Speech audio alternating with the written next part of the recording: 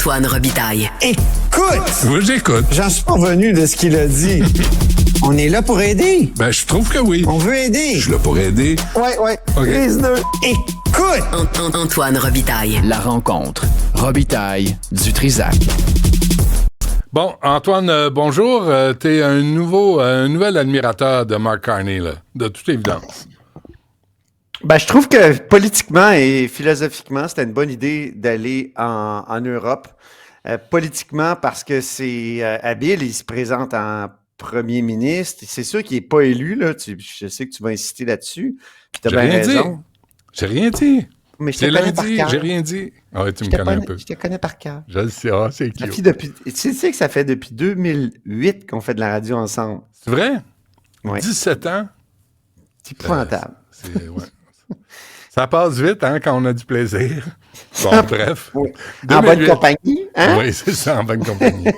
Alors, c'est ça. Politiquement, moi, je trouve que c'est assez habile parce que il se présente comme premier ministre, tu sais, avec l'avion marqué Canada et tout ça, puis il rencontre quand même le chef d'État français. Donc, ça, c'est habile et c'est non seulement un premier ministre, c'est un candidat au poste de premier ministre en quête de légitimité. Donc, d'aller à l'étranger, souligner le fait qu'il connaît déjà les chefs d'État, chefs de gouvernement à l'étranger parce qu'il a occupé des fonctions très importantes, notamment en Angleterre.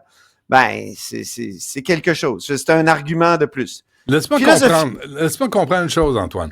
Mark Carney veut être chef du Parti libéral du Canada. Il va à Jon Stewart, à la télé américaine, pour parler aux Canadiens. Il donne 2 entrevues au Québec en tout et partout.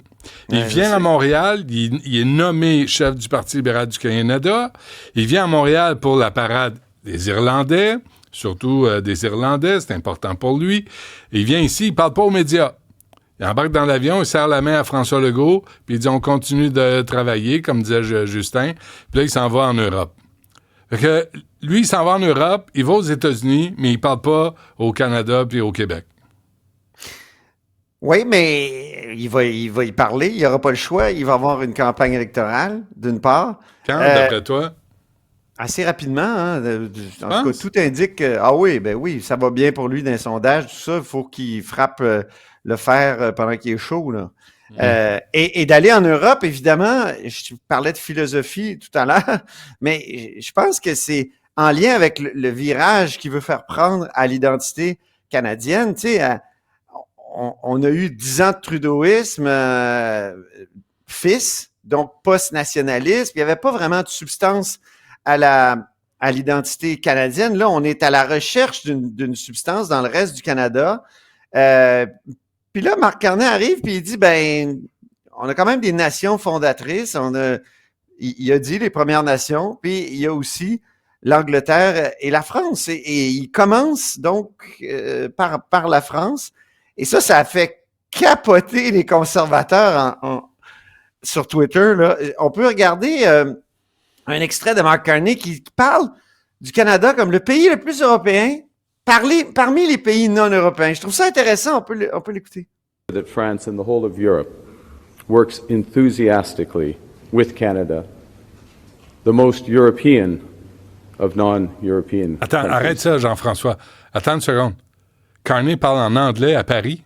Oui, il a parlé aussi en français. Non, il parle en anglais à Paris? Oui.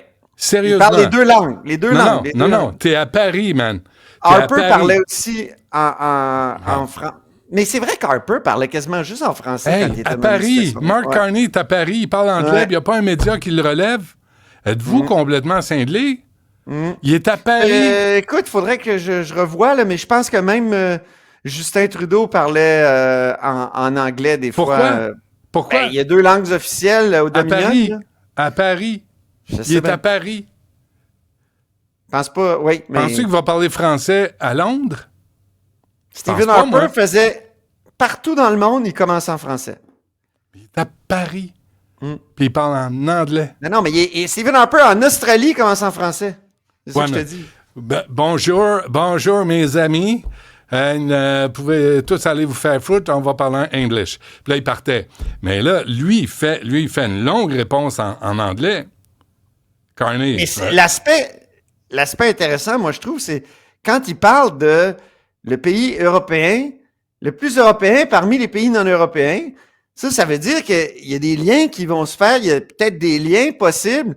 Tu parlais vendredi d'un lien même électrique entre le Royaume-Uni c'est un long projet, ça. Ouais. Et le Québec. Moi, non, je mais trouve si que on c'est revient au intéressant. peuple fondateur, parce qu'il va en France puis en Angleterre, je comprends.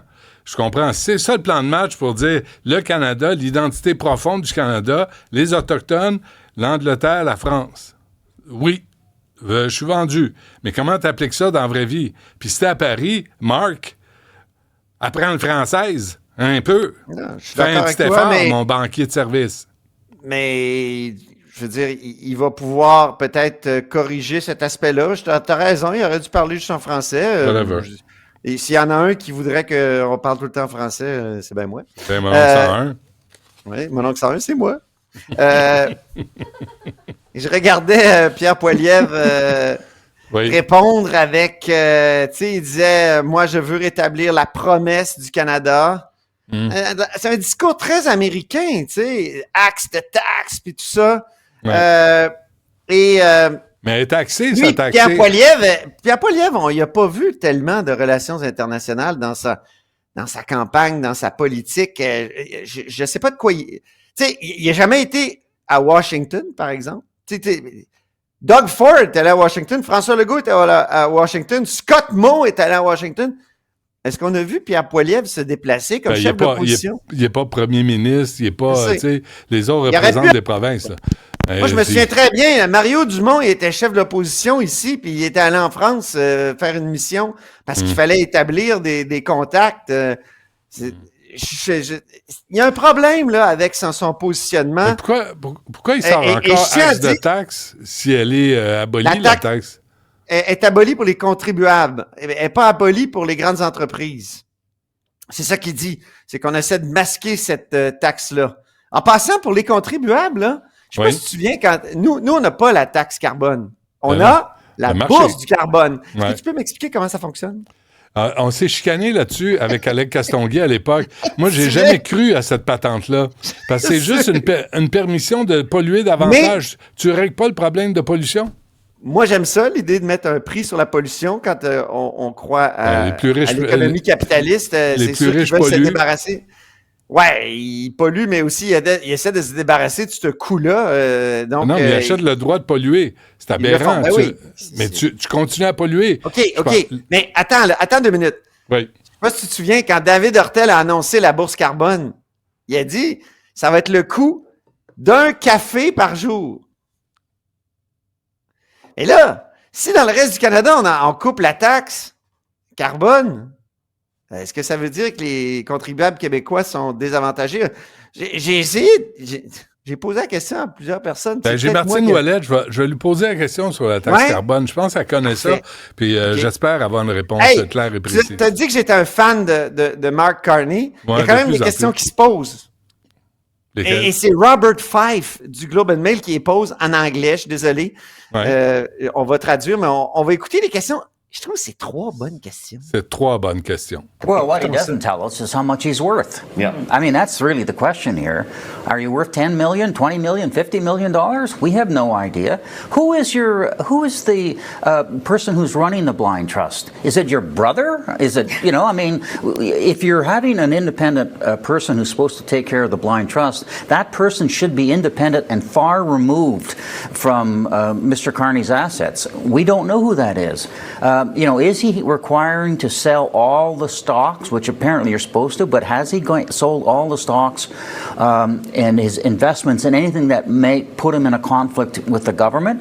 Those are things that he needs to answer to Canadians, and he doesn't want to answer those questions. Tu vois? And you said he was a little tested. C'est bon. Vas-y. 3 bonnes questions. Quelle est la taille de sa fortune? Mm-hmm. Il paraît qu'on le sait pas.